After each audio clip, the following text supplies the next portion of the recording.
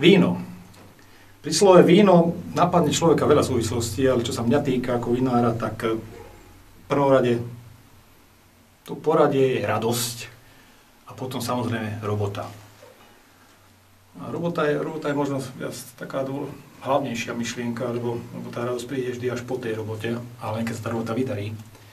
Takže to víno má pre mňa tieto súvislosti a celé to je vlastne potom spojené s určitou filozofiou. Víno to je filozofia. Pri víne sa dá veľmi veľa vymyslieť, veľmi veľa prebrať veci, ale zároveň víno sa musí robiť s určitým zámerom, s určitým cieľom a smerom. Takže ja sa snažím vína robiť tradičnými technológiami bez pomoci iných, síce prírodných, ale stále nie vlastných látok vínu, ktoré vlastne v tom víne sa nenachádzajú, keďže nie sú tam prítomné pri zbere.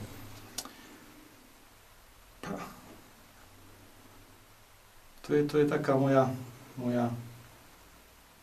základná filozofia výroby vína. A druhá vec pri víne, ktorá ma napadne v spojitosti s týmto našim krajom, je vlastne tá jedinečná kombinácia toho všetkého, čo tu je k dispozícii. A vlastne keď sa bavíme o víne, tak mňa vždy napadne také trojslovie: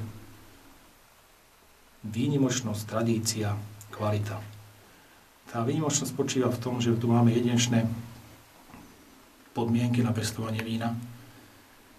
Tradícia tá je spojená s tým, že vlastne víno sa tu robí v podstate 1000 rokov, čo sú písomné doklady.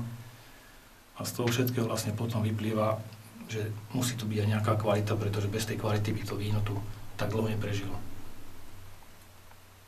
To je asi tak všetko.